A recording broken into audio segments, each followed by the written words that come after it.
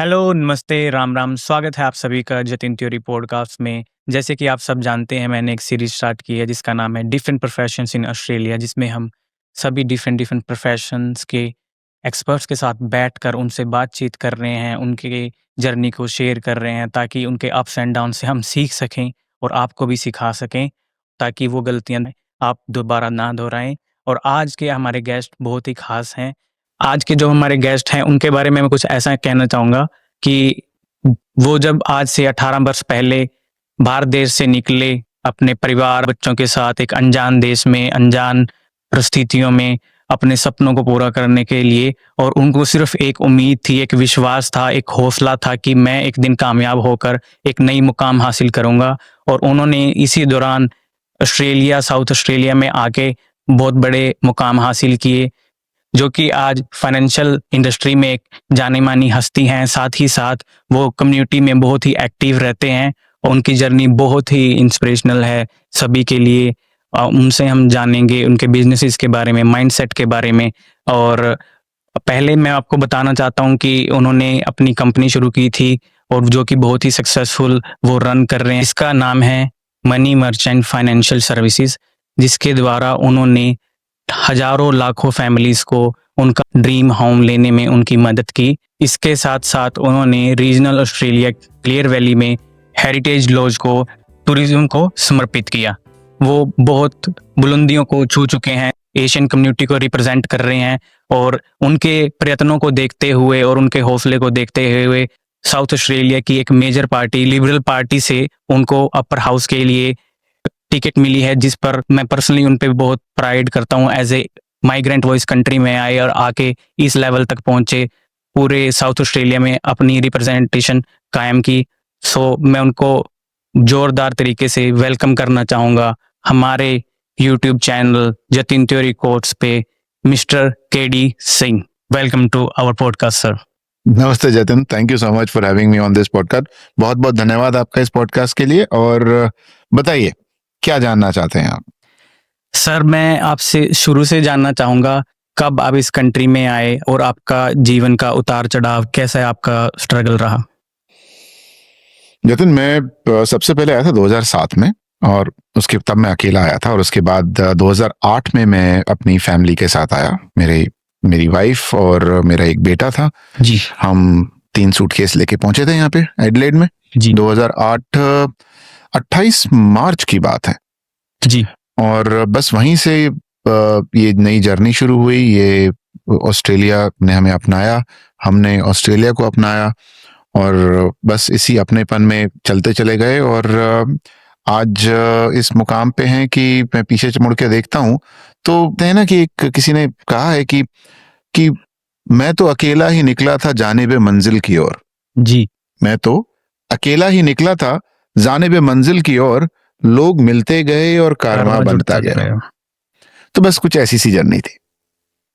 तो जैसे जैसे आपका कारवां जुड़ता चला गया, अब आप पॉलिटिक्स में कैसे आ गए? क्या वजह रही कि आपको पॉलिटिक्स में आना पड़ा? आपका बिजनेस इतना अच्छा चल रहा है, उसके बाद? देखिए, हर एक शख्स की जिंदगी में एक समय आता है जहां वो अपने वजूद को, अपने विजन को और अपने तरीके को क्वेश्चन करता है। जी। जिसको हम रेट्रोस्पेक्शन भी बोलते हैं इंग्लिश में। तो मुझे कुछ सालों से लग रहा था कि मेरी जिंदगी का जो उद्देश्य है वो सिर्फ पैसे कमाना नहीं हो सकता। और सही बताऊं तो उद्देश्य भी काफी हद तक पूरा कर लिया मैंने। तो बट फिर भी वो तसल्ली नहीं मिल रही थी। मुझे लग रहा था कि नहीं, मेरे को कुछ और करना है। मेरे लिए सिर्फ इस देश में आके पैसे कमाना ही उद्देश्य नहीं हो सकता। जी। और जब मैं उस चीज को मैंने थोड़ा सा और समझा और अपने आप को थोड़ा सा और, जिसे कहते हैं कि एक अंदर से झांका, तो मुझे एहसास हुआ कि आज मैं जो कुछ भी हूं, आज मेरे पास में जो भी संसाधन है, जो भी प्रतिष्ठा है, जो भी मान सम्मान है, वो सिर्फ और सिर्फ मेरी कम्युनिटी की देन है। जी। तो आप पॉलिटिकल रास्ते के थ्रू कम्युनिटी को पे बैक करना चाहते हैं, उनकी आवाज को बुलंद करना चाहते हैं। जी, जी। तो इस यही आप यही समझिए कि मैं चाह रहा हूँ कि जब जिस कम्युनिटी ने मुझे ये सब कुछ दिया, जी, एक पैसे दिए, शोहरत दी, एक मान-सम्मान दिया, और जहाँ मुझे लगता है कि उस कम्युनिटी को मेरी ज़रूरत है, या उस कम्युनिटी को उस शख्स की ज़रूरत है जो उस कम्युनिटी को संभाल सके, उस कम्युनिटी को रिप्रेजेंट कर सके, उस कम्युनिटी की जो प्रॉब्लम्स हैं उनको एक पार्लियामेंट में प्रेजेंट कर सके, या उनकी आवाज़ बन सके, उनका कंधा बन सके। और ये सब सोच-सोच के मुझे लगा कि ये चीज़ किसी न किसी को तो करनी पड़ेगी जी। जतन। और उसी चीज़ को लेके मैंने सोचा कि नहीं, ये मुझे करना चाहिए, क्योंकि अगर हर कोई ये सोचेगा कि कोई और करेगा, तो कोई भी नहीं कोई करेगा। भी नहीं करेगा। जब मैंने आपको इनवाइट किया पॉडकास्ट के लिए, आपने मेरे अनुरोध को स्वीकारा और आप आए, उसके लिए धन्यवाद। तब मैं रिसर्च शुरू की कि मैं क्या-क्या आपसे पूछ सकता हूँ। तो मैंने पाया उस रिसर्च में कि आप कंवलदीप सिंह से केडी कैसे बने?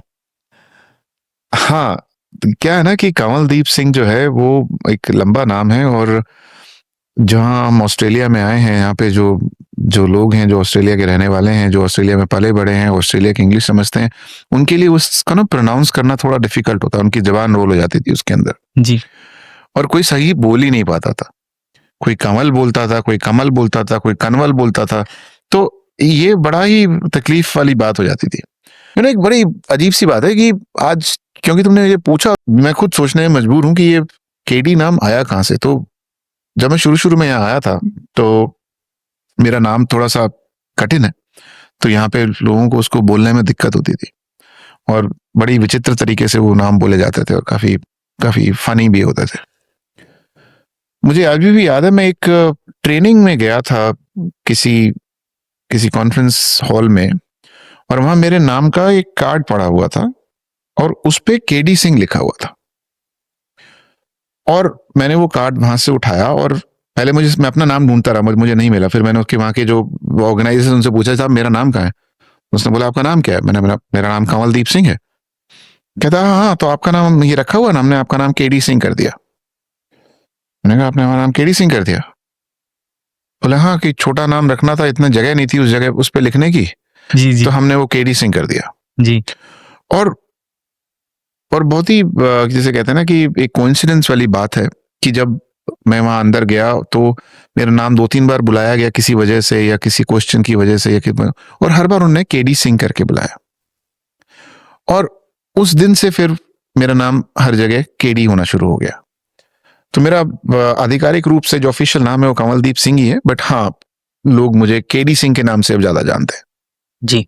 सर, जैसे मैं खुद माइग्रेंट हूँ, आप भी माइग्रेंट हैं, और मैंने जब रिसर्च की तो पाया कि आपके सोशल मीडिया पे काफ़ी सारी पॉलिटिक्स से रिलेटेड वीडियो थी। तो मेरे को इतनी नॉलेज नहीं है उसके बारे में। मैं आपसे जानना चाहूँगा कि Australian politics, specially south Australian politics कैसे है, कैसे काम करती है, वो क्या होता है? ओके, साउथ ऑस्ट्रेलियन पॉलिटिक्स या ऑस्ट्रेलियन पॉलिटिक्स जो काफी हद तक इंडिया की पॉलिटिक्स से मेल करती है, बस जी। थोड़ा बहुत अंतर भी है।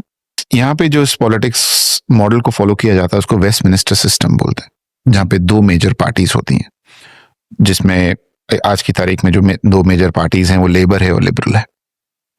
और अगर हम बात करें ऑस्ट्रेलिया के अंदर जिसको हम फेडरल पॉलिटिक्स बोलते हैं, उसमें अगेन 2 सदन होते हैं, एक पार्लियामेंट है, फेडरल पार्लियामेंट है, और एक सेनेट है। और उसके बाद हम साउथ ऑस्ट्रेलिया में आते हैं। साउथ ऑस्ट्रेलिया के अंदर 2 सदन होते हैं, जी, एक लोअर हाउस जिसको हम हाउस ऑफ असेंबली बोलते हैं, जी, और एक अपर हाउस जिसको हम लेजिस्लेटिव काउंसिल बोलते हैं। ओके, तो हाउस ऑफ असेंबली और लेजिस्लेटिव काउंसिल के जो वोट हैं या जो चुनाव हैं वो हर 4 साल बाद होते हैं, हर 4 साल में होते हैं। और अब आने वाले 21 मार्च को उसका चुनाव पुनः होने जा रहा है। जैसे इंडिया के अंदर एक स्टेट में विधानसभा होती है, वैसे ही यहाँ पे लोअर हाउस है जिसको हाउस ऑफ असेंबली बोलते हैं। इसके अंदर 47 एमपीज होते हैं, जो आप समझ लीजिए कि जैसे एक साउथ ऑस्ट्रेलिया को 47 भागों में बांट दिया गया। जी, जी, जी, और हर एरिया का, हर इलेक्ट्रेट जिसको बोलते हैं, उसका रिप्रेजेंटेटिव जो उस एरिया में से चुना जाता है वो पार्लियामेंट में जाता है, उसको वो मेंबर ऑफ पार्लियामेंट बनता है। और जिस भी पार्टी के सबसे ज्यादा मेंबर्स होते हैं वो पार्टी सरकार बनाती है, सरकार बना। और जो दूसरी उससे कम वोट मेंबर्स वाली पार्टी होती है वो अपोजिशन बनती है। जी जी। और उसी तरह से जो लेजिस्लेटिव काउंसिल होती है, जिसको हम अपर हाउस बोलते हैं, वो इंडिया की विधान परिषद के समान है। ओके। सो इंडिया के अंदर विधान परिषद होती है जो जिनका जो चुनाव है वो पार्टी करती है, और पार्टी को उनके वोट प्रतिशत के हिसाब से कोटा मिलता है अपने जो रिप्रेजेंटेटिव हैं उनको नॉमिनेट करने का अपर हाउस में। तो अपर हाउस में टोटल सीट्स इस वक्त 22 हैं, पर क्योंकि अपर हाउस का टेन्योर 8 साल का होता है, जी। तो हर 4 साल में स्टेट इलेक्शन के साथ 11 लोग जो होते हैं वो बदलते हैं। ओके। नहीं, कुछ 11 लोगों का टेन्योर खत्म होगा, 11 लोगों का टेन्योर शुरू होगा, उसके अगले 4 साल बाद फिर जो पुराने रह गए थे उनके 11 का खत्म होगा, और फिर इस तरह से वो चलता है। तो इस साल 2026 का जो इलेक्शन आ रहा है 21 मार्च का, उसमें अपर हाउस की लेजिस्लेटिव काउंसिल की जो सीटें हैं वो 11 सीटें हैं जी। और वो 11 सीटों का जो चुनाव है वो रिस्पेक्टेड पार्टीज करती हैं, और पार्टीज को एक कोटा मिलता है, और उसके हिसाब से जिस पार्टी को जितने ज्यादा वोट मिलते हैं उसके उतना कोटा उसको अलोकेट होता है, और उसके हिसाब से उसके उतने ही मेंबर्स या उसके जो रिप्रेजेंटेटिव हैं वो अपर हाउस में जाते हैं। जी। तो इस तरह से ये चलता है। तो आप ये मान लीजिए कि जो लोअर हाउस है वो बेसिकली सरकार बनाता है, अपर हाउस जो है वो सरकार का पार्ट होता है, बट उसका जो मेन कार्य होता है वो लोअर हाउस को मॉनिटर करना होता है। किसी भी बिल को पास होने के लिए, किसी भी लॉ को पास होने के लिए उसको दोनों हाउस में अप्रूव होना पड़ता है। जी। तो लोअर हाउस में भी और अपर हाउस में भी। ओके, तो लोअर हाउस और अपर हाउस के पास पावर होती है कि वो उसको रिव्यू करे, और उसको चीज पसंद नहीं आए तो उसको चेंज करवाए, और अगर बिल्कुल ही ना पसंद हो तो उसको ब्लॉक करे। जी। तो ये पावर होती है अपर हाउस के पास। और क्योंकि अपर हाउस के जो सिलेक्शन है वो पार्टी के पूरे वोट और प्रेफरेंस के बेसिस पे होता है, तो इसलिए जरूरी नहीं है कि जो पार्टी की मेजॉरिटी लोअर हाउस में है उसी पार्टी की मेजॉरिटी अपर हाउस में भी हो। ओके। तो ऐसा ये जरूरी नहीं है। आप लोअर हाउस की वोटिंग अलग होती है और अपर हाउस की वोटिंग अलग होती है। ये ना आमतौर पर एज ए इमिग्रेंट मुझे भी नहीं पता, और मैंने जिनसे भी बातचीत की है, लैक ऑफ नॉलेज है about this topic, specially politics लोग जानते नहीं है। इसी वजह से एक मिथ बना हुआ है कि अगर लोअर हाउस में हम जिस पार्टी को सपोर्ट करते हैं अपर हाउस में वो आएगी तभी गवर्नमेंट अच्छे से वर्क करेगी। ऐसा कुछ है सर? नहीं, ऐसा कुछ भी नहीं है। देखिए, ये बात एक बहुत ही ऑब्वियस, जिसे कहते हैं साइकोलॉजिकल चीज है कि आप जिस पार्टी को सपोर्ट कर रहे हैं लोअर हाउस में, आप उसी पार्टी को सपोर्ट करना चाहेंगे अपर हाउस में। जी। राइट, ये एक जिसे कहते हैं कि एक लॉजिकल चीज है, बट ये एक तरह से जरूरी नहीं है। अपर हाउस में जो वोटिंग होती है ना वो 2 तरह से होती है, या तो आप पार्टी को वोट देते हो या आप कैंडिडेट को वोट देते हो। उन दोनों को वोटिंग करने का तरीका अलग अलग है, बट दोनों में से सिर्फ एक ही को देना होता है। जी। राइट, तो पार्टी को वोट देने से क्या होता है कि पार्टी के पास में कोटा बढ़ जाता है। जी। ओके, और कैंडिडेट को आप वोट देते हो तो वो वोट सीधा कैंडिडेट को जाता है, पार्टी को नहीं जाता। तो हो सकता है उस कैंडिडेट को उतना कोटा ही ना मिले। ओके। तो एक जिसे कहते हैं एक जनरल जो फोकस है वो ये है कि अपर हाउस में आप किसको देखना चाहते हैं, किस पार्टी की टीम जो उन्होंने नॉमिनेट करी है अपर हाउस के लिए, आप उनको इस काबिल मानते हैं कि आप उनको एक तरह से कहते हैं ना मॉनिटर का रोल दे दें। जी। जी, तो इस तरह से ये होता है। ये तो सर आपने बड़े अच्छे से बड़े सिंपल वे में अपर हाउस लोअर हाउस को समझा दिया हमारे दर्शकों को। मैं उम्मीद करता हूँ अब वोटर्स को, ऑस्ट्रेलियन वोटर्स को इजी होगा समझने में ऑस्ट्रेलियन पॉलिटिक्स के बारे में। अब मैं आपसे जानना चाहूंगा सर, आपके चुनाव के मुद्दे क्या हैं? किन मुद्दों को लेकर इस चुनाव में आप उतर रहे हैं? जतिन, मैं रिप्रेजेंटेटिव हूँ, प्रतिनिधि हूँ लिबरल पार्टी का। जी। और लिबरल पार्टी ने मुझे नॉमिनेट किया है 4थे नंबर पे लेजिस्लेटिव काउंसिल या अपर हाउस के लिए। तो हमारी जो पार्टी है उसके बहुत ही जिसे कहते हैं ना प्राइमरी मुद्दे हैं, क्योंकि जो समाज है, जो लोग हैं, उनके लिए ना बहुत चीजें सिंपल होनी चाहिए। और सिंपल सिर्फ 3 ही चीजें हैं हमारी नजर में।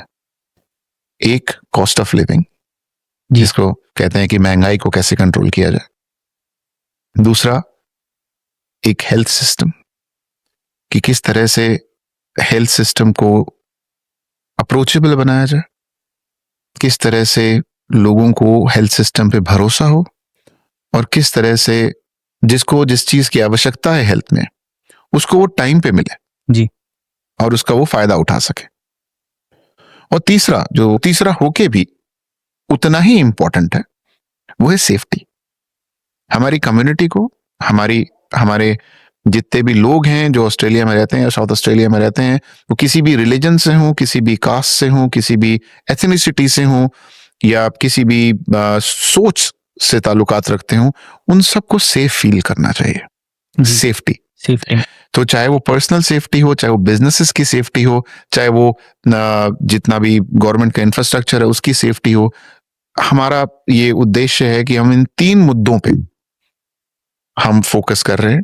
हमारी जितनी भी पॉलिसीज हैं, जितने भी अनाउंसमेंट्स हैं, वो इन्हीं 3 मुद्दों के आसपास है। चाहे वो कॉस्ट ऑफ लिविंग को लेके 50 सेंट फेयर हो जी। जैसे कॉस्ट ऑफ लिविंग को लेके हमारी जो पॉलिसी है कि हमने जितना भी जो बस फेयर है उसको हम 50 सेंट कर देंगे जी। एक ये पॉलिसी, इससे कॉस्ट ऑफ लिविंग का फर्क पड़ेगा। हेल्थ को लेके हमारी जो पॉलिसीज हैं जिसके अंदर हम एक रीजनल एरियाज में ग्रो करना चाहते हैं हेल्थ सेक्टर को, हम चाहते हैं कि रैंपिंग कंट्रोल में आए, उसके हमारे मेजर्स हैं। और सेफ्टी को लेके हमारे पॉलिसीज हैं जिसके अंदर हमने एक पॉलिसी अनाउंस की है कि you break the bell you get a jail. तो जितने भी ऑफेंडर्स हैं उनको जिनको जमानत हो जाती है वो फिर क्राइम करते हैं, वो फिर पकड़े जाते हैं, उनकी फिर जमानत हो जाती है। तो इस बार हमने कहा कि अगर आपने अपनी जमानत जब आपकी हुई थी, जब आपको बेल मिली थी, अगर आपने फिर से कोई गलत काम किया तो इस बार बेल नहीं मिलेगी, आपको सीधी जेल होगी। जी। तो इस तरह की पॉलिसीज हैं जो बहुत ही सिंपल, समाज को जोड़ के रखने की, समाज को आगे बढ़ाने की और समाज को एक अश्योरेंस देने की जो पॉलिसीज हैं वो लिबरल पार्टी की पॉलिसीज हैं, और हम उन पॉलिसीज के साथ इस वक्त इलेक्शन में जा रहे हैं। जैसे कि सर अभी आपने कॉस्ट ऑफ लिविंग, हेल्थ और सेफ्टी की बात की, आपने रैंपिंग की बात की, जरा उस पर विस्तार से बताएंगे ये होता क्या है हेल्थ सिस्टम में? ओके, रैंपिंग एक जिसे कह सकते हैं कि काफी पुरानी प्रॉब्लम है। 2022 के अंदर जब लेबर की सरकार बनी थी तब उन्होंने इसी मुद्दे को उठाया था कि साहब रैंपिंग बहुत ज्यादा हो गई है, तब लिबरल की सरकार होती थी। और इस वजह से उन्होंने कहा कि आपको लेबर को मौका देना चाहिए, लेबर जो है वो रैंपिंग खत्म कर देगी। ये उन्होंने मुद्दा उठाया था। और जो यूनियंस हैं, जो जिसे कह सकते हैं जो लेबर के माई बाप हैं जी। यूनियंस, और उन्होंने इस चीज को बड़ा, जिसे कहते हैं एक बहुत बड़ा मुद्दा और बहुत ही जोरों शोरों के साथ उठाया। और उस वक्त जो रैंपिंग, अगर मैं आपको समझाऊंगा बाद में, बट आप फिगर के हिसाब से सोचे कि उस वक्त रैंपिंग जो थी लिबरल के टाइम पे तकरीबन 23,000 घंटे थी साल के। जी। ओके, जिसको उन्होंने बहुत बड़ा मुद्दा बना दिया था साहब कि इससे जाने चली जाएंगी और ये हो जाएगा और वो हो जाएगा। और वो सरकार में आया 2022 में। 2025 की रैंपिंग फिगर 22-23 हजार से लेके आज 55,000 हो गई है। डबल से भी ज्यादा, ऑलमोस्ट डबल से भी ज्यादा हो चुकी है। ठीक है ना। और अब बताता हूं मैं रैंपिंग क्या होती है। तो जैसे एक एम्बुलेंस है, एम्बुलेंस एक पेशेंट को पिक करती है जिसको इमरजेंसी है, उसको लेके वो हॉस्पिटल जाती है। जी। अब जब वो हॉस्पिटल पहुंचती है तो उसको अपना जो पेशेंट है उसको हैंड ओवर करना है हॉस्पिटल को। हाँ जी। और जब तक वो पेशेंट हैंड ओवर नहीं होता, एम्बुलेंस को उसके साथ ही रहना है। उसका जो पैरामेडिक्स है वो पेशेंट के साथ ही रहेगा। जी। जी। और उसकी देखभाल करेगा। जी। और जब उसका हैंड ओवर हो जाएगा तब वो फ्री होगा और फिर किसी और पेशेंट को जाके वो देख सकता है या इमरजेंसी पे जा सकता है। तो एक अमूमन तौर पे जो अंडरस्टैंडिंग है कि आधे घंटे के अंदर पेशेंट जो है हैंड ओवर हो जाना चाहिए। जी। अब जो समय आधे घंटे से ज्यादा लगता है उसको हम रैंपिंग बोलते हैं। ओके। तो वो जो रैंपिंग है, उस रैंपिंग के दौरान पैरामेडिक्स वहीं फंसा हुआ है। वो किसी इमरजेंसी पे नहीं जा सकता। और ये भी पॉसिबिलिटी है कि वो जिस इमरजेंसी को लेके गया था उस इमरजेंसी को वो मैनेज ना कर पाए, बचा ना पाए, क्योंकि इतना समय नहीं है, उसकी कंडीशन में भी क्रिटिकल हो। करेक्ट। और दूसरा तरीका, जिसको लेके गया था उसकी क्रिटिकल नहीं थी इतनी, बट कोई और की क्रिटिकल हो गई, उसके पास वो जा ही नहीं सकता क्योंकि वो वहां फंसा हुआ है, वो हैंड ओवर ही नहीं कर सकता। तो ये जो क्राइसिस था, ये लेबर ने कहा था हम फिक्स कर देंगे। आज की तारीख में लेबर के टेन्योर में जो रैंपिंग है 50 से 55 हजार रैंपिंग आवर्स हैं साल के। तो सर जब मैं आपके बारे में रिसर्च कर रहा था तो मुझे देखने को मिला आपके सोशल मीडिया पे आपको ट्रोल कर रहे हैं कि आप इंडियन ऑस्ट्रेलियन हैं, आपके पास ड्यूल सिटीजनशिप है, उसके बारे में जरा हमें बताएं। Thank you, Jatin, and thank you for making this question. Let me tell you one thing very frankly, right? I am the citizen of Australia. I will stay the citizen of Australia, and I will die as a citizen of Australia. I do not have any dual citizenship. The reason we use the word Indian Australian is basically to explain people that I am a first migrant from India, but now proudly Australian. I was born in India, but now I am a proud Australian. So, वो लोग जो इस चीज को नहीं समझते, जिनको इतनी इंफॉर्मेशन नहीं है, इतनी अंडरस्टैंडिंग नहीं है, इतनी नॉलेज नहीं है, उनको ये लगता है कि कोई दूसरी नेशनैलिटी का आदमी ऑस्ट्रेलिया की पॉलिटिक्स में आ रहा है जी, जबकि ये असंभव है, वो पॉसिबल ही नहीं वो है। पॉसिबल ही नहीं है। और इंडियन ऑस्ट्रेलियन कहने का जो तात्पर्य है वो ये है कि मैं सबको बता सकूं, उन लोगों को भी जो सिवाय इंडिया के नहीं, पाकिस्तान से आए, बर्मा से आए, श्रीलंका से आए, फिलीपींस से आए, किसी भी अलग कंट्री से आए, कि आपके पास भी ये मौका है, ये पॉसिबिलिटी है, आप भी ऑस्ट्रेलियन हैं। और आई एम वेरी श्योर कि जब मेरी जनरेशन आएगी, मेरे बच्चे आएंगे, मेरे बच्चों के बच्चे आएंगे, वो ऑस्ट्रेलियन वर्ड ही यूज करेंगे। मेरा इस वक्त इंडियन ऑस्ट्रेलियन यूज करने का जो तात्पर्य है, the reason I use Indian Australian as my pronouns is to show that I am a first migrant from India. I was born in India, but now I am an Australian citizen. Thank you sir, आपने इसको विस्तार से समझाया हमारे दर्शकों के लिए।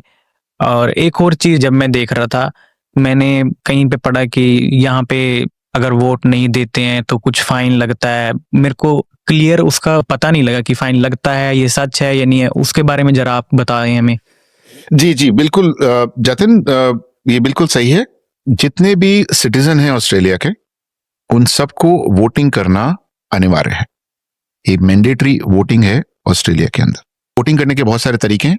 Early voting जो है वो 7 दिन पहले खुल जाती है, 14 तारीख से अर्ली वोटिंग खुल जाएगी जी, और 21 को मेन वोटिंग डे है, तो आप किसी भी दिन जाके वोट कर सकते हैं।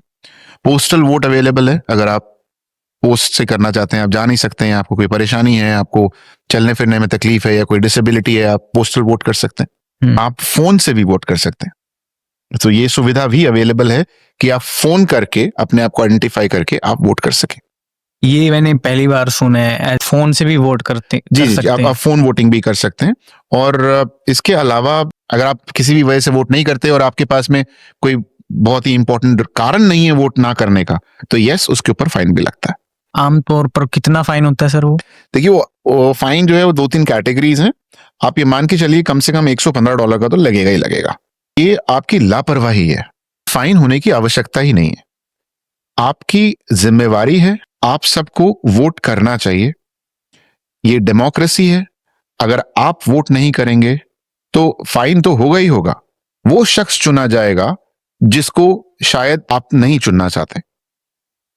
तो मैं तो सबसे ये दरखास्त करूंगा कि प्लीज मेक श्योर 14 तारीख को अर्ली वोटिंग खुल रही है, 21 तारीख को मेन वोटिंग डे है। प्लीज जाएं और अपना राइट एक्सरसाइज करें, डेमोक्रेसी को मजबूत करें। और आप किसी वजह से ना जा पाए तो आप पोस्टल वोट भी कर सकते हैं, और जतिन जी के चैनल के थ्रू पोस्टल वोट का जो लिंक है वो हम आपके बायो में शेयर कर देंगे। जी, मैं सर आपसे जानना चाहूंगा कि स्पेशली हमारे ऑस्ट्रेलियन दर्शकों के लिए कि आप एशियन कम्युनिटी को रिप्रेजेंट कर रहे हैं, तो आप एक फेस हैं सभी के लिए, तो आप उनको कैसे उनकी वॉइस एनहांस करोगे अपर हाउस में? आपका विजन क्या है? बस मैं ये जानता हूँ आपका विजन और मेन गोल क्या है।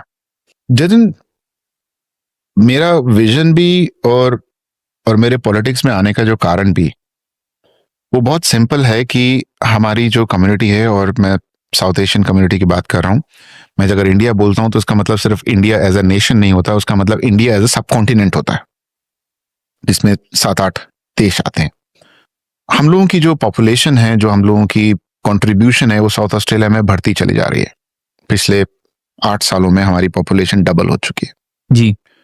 और ऐसा कोई जगह नहीं है, ऐसी कोई इंडस्ट्री नहीं है, ऐसा कोई कारोबार नहीं है जिसके अंदर हमारी प्रेजेंस ना हो। जी।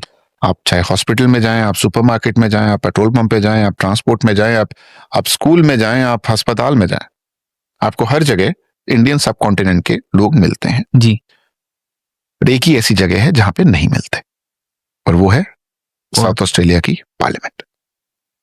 लेकिन ऐसा क्यों सर, हमारी कम्युनिटी इतनी ग्रो हो रही है, नंबर्स डबल हो गए पिछले 2-4 सालों में, फिर भी हम पीछे क्यों रह रहे हैं पॉलिटिक्स से? क्या हमें हेजिटेट कर रहा है? क्या हमें सपोर्ट नहीं है? ऐसा क्यों? आपको क्या लगता है इस बारे में? आपको सही बात बताऊं, हमारी कम्युनिटी जो है और जो जितने भी माइग्रेंट्स हैं, जो फर्स्ट जनरेशन माइग्रेंट्स हैं, वो सब ना अपनी आजीविका में बहुत ज्यादा बिजी हो गए। जी। एक स्ट्रगल में, एक स्टैब्लिश होने में, रोटी कपड़ा मकान बच्चे, और ये भूल गए कि वो जहां आए हैं उस जगह को संवारना, उस जगह के रूल्स, उस जगह की अंडरस्टैंडिंग भी उतनी ही जरूरी है। तो एक लैक ऑफ इंटरेस्ट है हमारी कम्युनिटी में। लेकिन जब मैं देखता हूँ इंडिया या एशियन कंट्री में, वहां पे वाइस वर्सा है, वहां पे वो पॉलिटिक्स में ज्यादा इंटरेस्ट लेते हैं। यहाँ आके अचानक से इंटरेस्ट क्यों हो जाता है? आपको क्या लगता है, वो बिजी होने की वजह से या कोई और आपको रीजन लगता है उसका? बिजी होना एक काफी महत्वपूर्ण रीजन है। दूसरा कारण ये होता है ना कि हम बहुत बार शारीरिक या फिजिकल रूप से तो यहाँ आ जाते हैं, पर हमारा मन और दिमाग इंडिया ही रह जाता है। जी, आप थोड़ा सा इसको एग्जांपल देके समझाएंगे? देखिए, आज की तारीख में क्या होता है कि अब जैसे कोई फैमिली आई है ना, जैसे आप ही क्या कहते हैं साहब जी। आप यहाँ पे आए, आपकी शादी हो गई है? जी सर। जी, आपकी मिसेस भी आपके साथ आई हैं? जी सर। राइट। बट आपके पेरेंट्स इंडिया में ही हैं? हाँ जी। और आपके पेरेंट्स के जो रिश्तेदार हैं वो भी सब इंडिया में ही हैं? हाँ जी। है ना, मोस्टली। तो और उनसे आप बात भी करते होंगे? हाँ जी। रोज बात करते होंगे? हाँ, घर पे तो आमतौर पे रोज बात करता हूँ। है ना। ऐसा कोई शख्स है ऑस्ट्रेलिया में आपकी बीवी के अलावा जिससे आप रोज बात करते हैं? नहीं, मुझे नहीं लगता। नहीं है। ऐसा कोई शख्स है जो आपको हिदायत देता हो जैसे वो हिदायत आपको इंडिया से मिलती है? नहीं सर। नहीं देता। ऐसा कोई शख्स है जो आपकी उतनी चिंता करता हो जितनी चिंता आपके रिश्तेदार इंडिया में बैठ के करते हैं? परिवार के सिवा सर कोई नहीं करता। तो इसीलिए आपका जो मन है ना, अभी भी वहीं फंसा हुआ है। गलती नहीं है कोई। जिसको जहां पे प्यार मिलता है, जहां इज्जत मिलती है, जहां पे लगाव होता है, वो वहीं रहता है। और क्योंकि वो लोग वहां बैठे हैं, वो वहीं की बातें करेंगे, तो आपका जो इंटरेस्ट है वो वहीं की पॉलिटिक्स में ज्यादा होता है। जी। तो इस चीज को बदलने के लिए आपको एक कॉन्शियस एफर्ट करना पड़ेगा। अपने आप को समझाना पड़ेगा कि वो गाना था ना, छोड़ आए वो गलियां। जी जी जी। ठीक है ना, वो हमें समझाना पड़ेगा कि हम वो गलियां छोड़ आए। अब ये देश हमारा है, अब यहाँ की अंडरस्टैंडिंग हमारी है, हमारा इंटरेस्ट अब यहीं आएगा। क्योंकि आने वाले टाइम में जब हमारे बच्चे होंगे, आपके जब बच्चे होंगे, है ना, वो तो यहीं पैदा होंगे, जी बिल्कुल, यहीं बढ़ेंगे। तो उनको पहले स्टेप कौन सिखाएगा अगर वो आप ही को भी नहीं आती? तो अगर हम खुद ही यही सोचते रहेंगे कि वापस जाना है, वहां ये है, तो कंफ्यूजन हो जाएगी। कंफ्यूजन हो जाएगी। जैसे आपको जो इंडिया की पॉलिटिक्स है, हम सिर्फ पॉलिटिक्स की बात करते हैं बेसिकली देखा जाए, तो जो इंडिया की पॉलिटिक्स है, जो वहां के जो सामाजिक एक ताना बाना है, उसकी आपको इन्फॉर्मेशन कौन देता है? आपके पिताजी, आपकी माताजी, आपके भाई, आपके चाचा, आपके बुआ फूफा, ये सब जी, ये आपस में बात करते हैं, आप सुनते हैं, आपको पता चलता है, पता चलता है। राइट। वो आपको बताते हैं कि आज ये हो गया, आज वो हो गया, आपको समझ में आती है बात, और आपका इंटरेस्ट क्रिएट होता है। उसी तरह से आप ये सोचिए कि ये बातें अब आपके बच्चों के सामने नहीं होंगी ऑस्ट्रेलिया को लेके, क्योंकि ना आपको पता, ना आपका इंटरेस्ट भी यहाँ बहुत बड़ा गैप है। समझ रहे हैं आप? जी जी तो जी। आपका बच्चा तो कभी उस चीज को समझ ही नहीं पाएगा।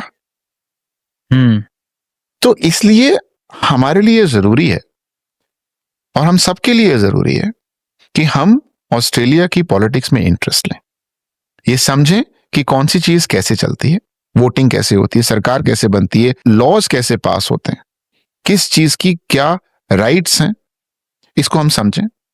और सिर्फ समझे नहीं, जब हमारी नई पीढ़ी आती है, हमारे बच्चे होते हैं, हम उनको भी इसमें इंटरेस्टेड करें ताकि वो किसी भी बदलाव के भागीदार बन सके, वो किसी भी सोच को बदलने की हिम्मत रखें और उसकी उनको जानकारी होनी चाहिए।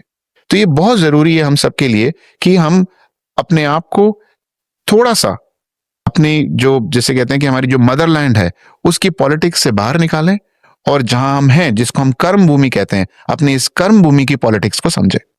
सर पॉलिटिक्स की बात हो ही रही है और उससे रिलेटेड तो मैं आपसे जानना चाहूंगा कि आपको चुनौतियां क्या क्या फेस करनी पड़ रही है पॉलिटिक्स कैंपेन में, इलेक्शन कैंपेन में, जो अभी आप जिसमें आप खड़े हैं इलेक्शन में। देखिए, चुनौतियां तो बहुत है। जैसे कि सर सबसे बड़ी चुनौती तो यही है कि लोगों को समझाना। आज मैं एक अपर हाउस का कैंडिडेट हूं, लेजिस्लेटिव काउंसिल का कैंडिडेट हूं, और जब मैं जीतूंगा तो मुझे जो ओहदा मिलेगा उसको कहते हैं MLC, मेंबर लेजिस्लेटिव काउंसिल जी। अब इस कॉन्सेप्ट की जानकारी भी बहुत सारे, और मैं कहता हूं मोस्ट ऑफ द कम्युनिटी को नहीं है। True sir. उनको नहीं पता MLC क्या होता है, उनको नहीं पता कि इसका चुनाव कैसे होता है, अपर हाउस किसे कहते हैं। तो जिस चीज के बारे में आपको जानकारी ही नहीं है, उसके सही गलत का फैसला आप कैसे कर पाएंगे?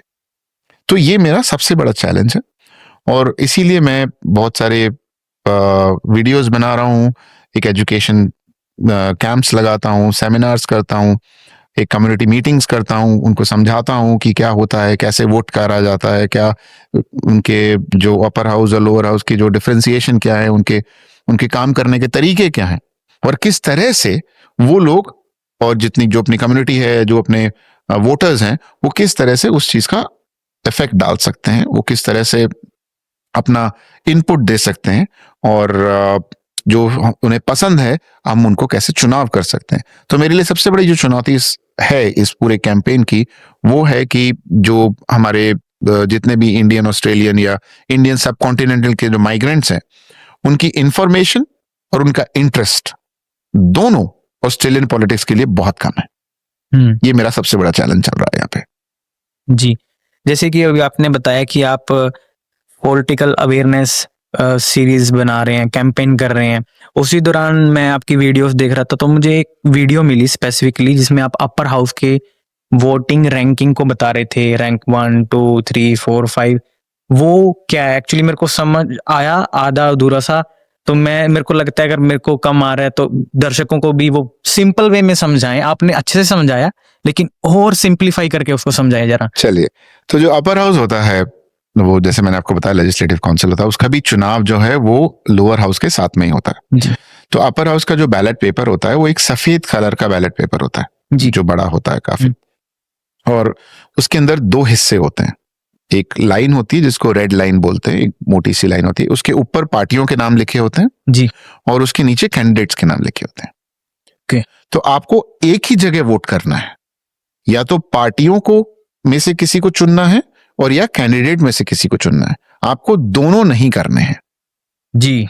तो अगर आपने पार्टी को प्रेफरेंस देना है तो आप पार्टी के नंबर के आगे 1 लगाएंगे और 2 लगाएंगे और जिसको प्रेफरेंस देंगे। अगर आपने कैंडिडेट को देना है तो आप कैंडिडेट के आगे 1 2 3 4 लगाएंगे, और ये 12 तक लगाने पड़ते हैं आपको। 12 से कम लगाया तो वोट वैलिड नहीं होता। तो इसीलिए हम हमेशा ये कहते हैं कि अगर आप कंफ्यूज हैं तो आप सीधा पार्टी को वोट दें, क्योंकि पार्टी कंफ्यूज नहीं है, उनके जो कैंडिडेट्स हैं वो रेडी हैं, उनके जो नॉमिनेशंस हैं वो रेडी हैं। तो अपर हाउस के अंदर अबव द लाइन आपने लिबरल पार्टी के आगे नंबर 1 लिखना है, ये आपको समझना है। नीचे कुछ नहीं करना फिर, और अगर नीचे करने की ठानी है तो आपने 1 से 12 तक प्रेफरेंस देनी है। जैसे सर आप भी एक इमिग्रेंट हैं, मैं भी एक इमिग्रेंट हूं, और मास इमिग्रेशन एक मुद्दा है बहुत आज की डेट में साउथ ऑस्ट्रेलिया में। उसके बारे में आपकी पार्टी की क्या विचारधारा है और पर्सनली आपकी क्या विचारधारा है? देखिए, मास इमिग्रेशन जो है, जिसको मैं कहता हूं कि एक बहुत ही कॉमन लैंग्वेज में कि बिना सोचे समझे इमिग्रेशन देना, राइट? ये किसी भी सिचुएशन के अंदर अच्छा नहीं है, ना तो उस घर के लिए जहां पे इतने सारे लोग आ रहे हैं, ना उस कंट्री के लिए जहां इतने सारे लोगों को बुलाया जा रहा है। ठीक है ना?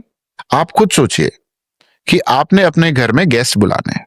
जी आपके घर में 2 कमरे हैं जी और एक ड्राइंग रूम है, एक लिविंग रूम है और 2 बेडरूम है जी और एक 10 बाय 10 का बैकयार्ड है। हम्म। कुल मिला के 10 लोग वहां खड़े हो सकते हैं, हार्डली, है ना? जी आप 100 लोगों को बुला लेते हैं, तो जिसको आपने बुलाया वो भी परेशान, क्योंकि जी, उसके पास जगह नहीं है, जगह नहीं है। वो झगड़ा करेगा, भैया बुलाया क्यों? जी आप परेशान, इसको रखूंगा, इसको खाना कैसे खिलाऊं? आपस में वो झगड़ेंगे अलग, क्योंकि जगह तो 10 की थी। हम्म। तो ये कहीं से भी समझदारी नहीं है। बिल्कुल। और और और अब क्या होता है, इस वजह से क्या होता है, वो आपस में एक दूसरे को दोष देते हैं कि भाई तू क्यों आया, तू क्यों आया। कहीं ना कहीं मास इमिग्रेशन से जैसे जो लोग आ जाते हैं, सेटल डाउन हो जाते हैं, फिर वो जब दूसरे लोग आते हैं जो कहीं ना कहीं उनके पास लैक ऑफ इंफॉर्मेशन है, उसके बाद कहीं एक जेलसी फैक्टर क्रिएट होता है, हाँ, तो इनसिक्योरिटी होती है। जतन, सीधी सी बात ये ना कि जब आपके पास में वो कैपेसिटी ही नहीं थी, आपको आवश्यकता ही नहीं थी, जी तो आपको माइग्रेशन नहीं करना चाहिए था, आपको वो बुलावा नहीं देना चाहिए था, आपको वो इनविटेशन नहीं देना चाहिए था, अगर आपको उसकी आवश्यकता ही नहीं है। तो इसके लिए सुधार कैसे हो सकता है? आपके क्या सजेशन हैं इसमें? देखिए, सबसे इंपॉर्टेंट चीज ये है कि किसी को भी घर पे बुलाना, आपने सपोज कीजिए 10 लोगों को घर पे बुलाया, आप इस वक्त सिर्फ 2 लोग घर पे रहते हैं, जी तो आपका एक खाना है जो 2 लोगों के लिए काफी पड़ता है। हम्म। और जब आप 10 लोगों को बुलाएंगे तो वो खाना काफी नहीं पड़ेगा ना, बिल्कुल भी नहीं सर। आपको खाना बढ़ाना पड़ेगा। ठीक है ना? बिल्कुल सर। तो उससे क्या होगा, आपका खर्चा बढ़ेगा, बहुत। प्रेशर आएगा। आपकी वाइफ ने जिसने 2 जनों का खाना बनाना, उसको 10 जनों का बनाना पड़ेगा, जी वो परेशान होंगी, वो अलग। जी तो अगर आपके पास में ये रिसोर्सेस थे ही नहीं, अगर आप अफोर्ड नहीं कर सकते थे 10 जनों को बुलाना, या आपकी वाइफ के पास में इतना समय नहीं था कि वो 10 जनों का खाना बना सके, तो नहीं बुलाना चाहिए ना। जी अगर आपको 2 की ही जरूरत थी, 2 को मैनेज कर सकते थे, तो 2 को बुलाते। और अगर चलिए बुला लिया तो बनाइए, रिसोर्सेस पैर अप करिए। जी 2 घंटे काम करने से आपको 2 लोगों का खाना मिलता था, तो 10 घंटे काम किए, तब जाके 10 घंटे का काम मिलेगा। तो आप पे प्रेशर आ गया, उसी तरह से सरकार पे प्रेशर आ गया, जी उसी तरह से हर चीज जो है वो, जिसे कहते हैं कि स्केर्स हो गई, महंगी होनी शुरू हो गई, घर कम पड़ने शुरू हो गए। जी जैसे आपके घर में लोग ज्यादा आ जाएंगे तो कमरे कम पड़ जाएंगे, जी वो वैसे जब यहाँ घर लोग आ जाएंगे तो घर कम पड़ जाएंगे। बिल्कुल बिल्कुल। तो जब घर कम पड़ेंगे, डिमांड बढ़ेगी, तो प्राइस बढ़ेगा। सर मेरे को ये नहीं समझ में आता कि कई बार जैसे गवर्नमेंट, जब भी गवर्नमेंट में जो भी हैं किसी ऊंचे ओहदे पे या मंत्री हैं कोई, या हमारे पे कोई भी है, वो हमेशा एक तरफ तो ये बात करते हैं कि स्किल लेबर की शॉर्टेज है, फिर मास इमिग्रेशन होती है, तो इसका सोल्यूशन कैसे, मतलब कि शॉर्टेज भी दिखा रहे हैं, इमिग्रेशन भी इतनी हो रही है, फिर वो गैप कवर क्यों नहीं हो रहा? जी, मैं यही समझाना चाह रहा हूं आपको कि इस वक्त स्किल माइग्रेंट एक रिक्वायरमेंट है कंट्री की। जी ठीक है ना? किसी भी सेक्टर के अंदर अगर कोई स्किल अवेलेबल नहीं है, हमारे को वो लोग चाहिए। जी जैसे कंस्ट्रक्शन है, जी कंस्ट्रक्शन के अंदर हमारे को लोग चाहिए, क्योंकि हमारे घर बनाने हैं। क्यों? क्योंकि इतने लोग बुला चुके हैं हम। बुला चुके हैं। तो अब हमने जो माइग्रेशन हम कर रहे हैं, वो सिर्फ स्किल की करें या सिर्फ उन्हीं की करें जो हमारे कंट्री के लिए एक एक जैसे कहते हैं ना, एक इंपॉर्टेंट है या उनकी रिक्वायरमेंट है। उनकी ना करें जिनकी रिक्वायरमेंट नहीं है। तो मैं मानता हूं कि इंटरनेशनल फ्रंट में कभी कभी हमारे को जिम्मेवारी उठानी पड़ती है रेफ्यूजीज की या उन लोगों की, उस कंट्री से। बट आज की तारीख के अंदर सबसे इंपॉर्टेंट क्या है? सबसे इंपॉर्टेंट सबसे पहले मेरा घर है, सबसे इंपॉर्टेंट सबसे पहले मेरी कंट्री है। तो इमिग्रेशन वो होनी चाहिए जो उस कंट्री की रिक्वायरमेंट हो, वो नहीं होनी चाहिए जो किसी शख्स की रिक्वायरमेंट है कि मुझे इमिग्रेट करा। तो आज की तारीख के अंदर मास इमिग्रेशन को बंद होना बहुत जरूरी है। Immigration should only be attracted. Immigration should only be focused on what is required today for the country, for the benefit of the country. जी सर, जैसे आप जस्टिस ऑफ पीस भी हैं, का एक नाम है, एक रुतबा है, आपका एक स्ट्रॉन्ग बेस है, और साथ ही साथ आप एक मिलाप नाम की फाउंडेशन रन कर रहे हैं। थोड़ा सा उसके बारे में बताएं, कैसे आपको मोटिवेशन मिली कि मैं कम्युनिटी के लिए करूं, और क्या आपका विजन था, और उसके थ्रू आप क्या काम करते हैं उस संस्था के थ्रू? जी जी, तो मिलाप जो है, जो बेसिकली एक हिंदी उर्दू का वर्ड है, मिलाप आप सबने सुना होगा। एक बहुत फेमस है भरत मिलाप जो हुआ था, राम और भरत का, तो मेल है। उसी कंसेप्ट को लेके मैंने ये ऑर्गेनाइजेशन शुरू की। मिलाप का मैंने एक फुल फॉर्म निकाला, multi cultural initiative of linking all Australian people. तो मैंने एक चीज ऑब्जर्व करी जतिन, मैं जब भी फंक्शंस में जाता था, कम्युनिटी इवेंट्स में जाता था, हर कम्युनिटी अपना अपना इवेंट करती है, अलग अलग करते हैं, अलग अलग, ठीक है ना। पाकिस्तानी कम्युनिटी पाकिस्तानी कर रही है, इंडियन कम्युनिटी इंडियन कर रही है, ग्रीक कम्युनिटी ग्रीक कर रही है, इटालियन शो कर रहे हैं, श्रीलंकन एक अपना करे जा रहे हैं। और जब आप हर जगह जाते हो तो आपको हर एक नई नई चीज सीखने को भी मिलती है।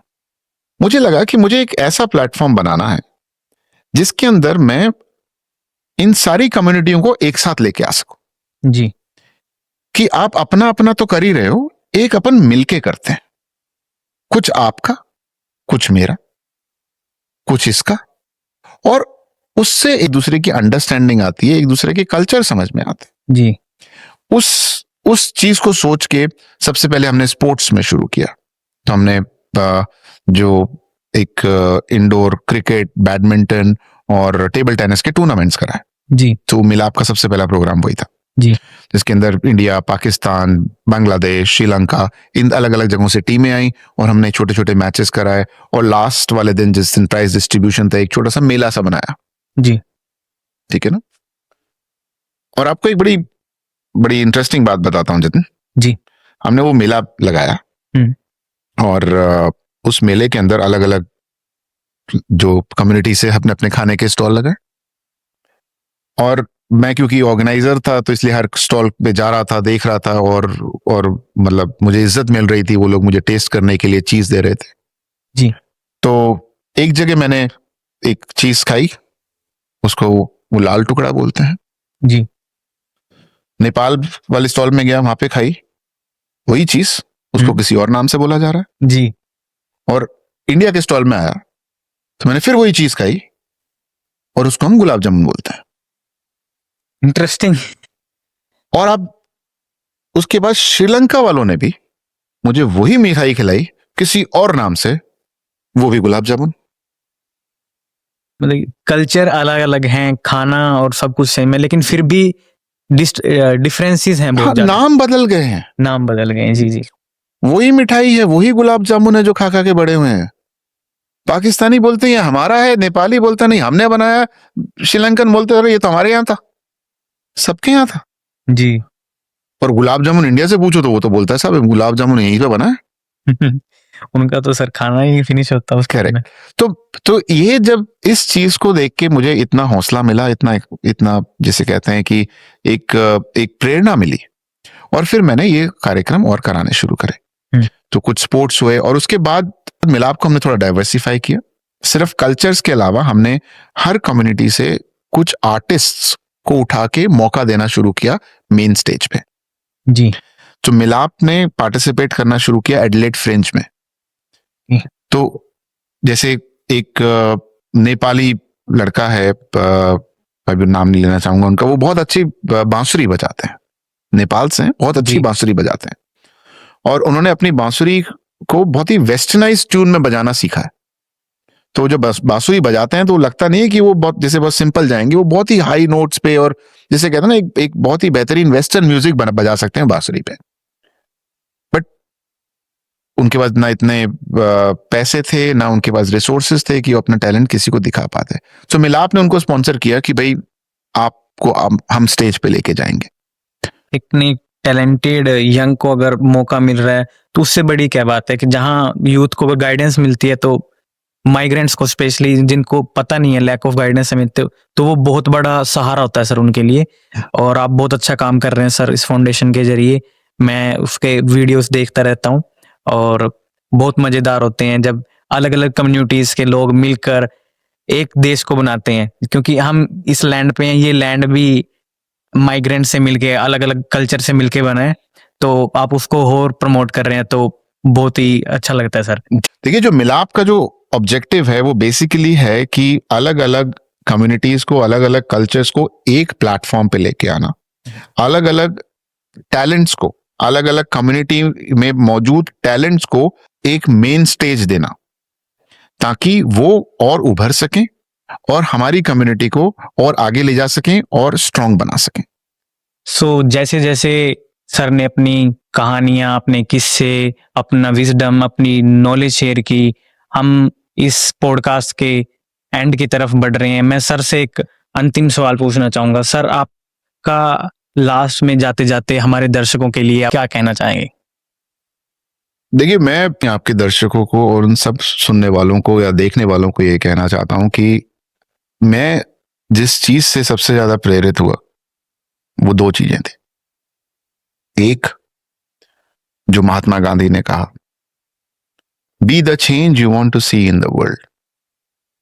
जो परिवर्तन तुम देखना चाहते हो वो परिवर्तन खुद ही लाना पड़ता। और एक शेर था जो बचपन में मैं सुनता था या बहुत मोटिवेट होता था कि खुद ही को कर बुलंद इतना, कि खुद ही को कर बुलंद इतना कि हर बदी से पहले खुदा बंदे से खुद पूछे, बता तेरी रजा क्या है। ये दो चीजें मुझे मोटिवेट करती हैं और मैं यही संदेश देना चाहता हूं आप सबको कि ये देश आपका है और बहुत गर्व के साथ आपका है, और समय आ गया है कि आप अब इस देश की हिस्सेदारी निभाएं, अपनी जिम्मेवारी उठाएं और समझें, और जो चीज आपको पसंद नहीं आती उसको बदलने के लिए किसी और का इंतजार ना करें, खुद पहल करें, और जो पहल कर रहा है उसको सपोर्ट करें। बहुत बहुत धन्यवाद। जैसे कि आप सबने देखा, हमने बहुत सारी इंटरेस्टिंग कन्वर्सेशंस की, पॉलिटिक्स के बारे में, फाइनेंशियल इंडस्ट्री के बारे में, सर की जर्नी के बारे में, सर के अप एंड डाउन्स के बारे में, चैलेंजेस के बारे में। मैं अंत में आपको एक जाते जाते सर एक शेर डेडिकेट करना चाहूँगा। मंजिल उन्हीं को मिलती है जिनके सपनों में होती है जान, पंखों से नहीं हौसलों से होती है उड़ान। Thank you so much sir, आपका हमें इतना टाइम देने के लिए। और मैं सारे दर्शकों से यही कहना चाहूँगा, please do not forget to subscribe my YouTube channel Jatin theory course, और ज़्यादा से ज़्यादा इस वीडियो को शेयर कीजिए। जो भी आपके विचार हैं आप कमेंट बॉक्स में नीचे वहाँ कमेंट कीजिए। जो भी आप जानना चाहते हैं, जिस भी वीडियोस के बारे में आप हमारी सीरीज़ के रिलेटेड जानना चाहते हैं, वो हमें ईमेल कीजिए। ईमेल आईडी नीचे हम डिस्क्रिप्शन में भी है, बायो में भी है, आप वहाँ देख सकते हैं। Thank you so much for watching Jatin Theory podcast. Stay tuned. Ram Ram. Thank you, sir.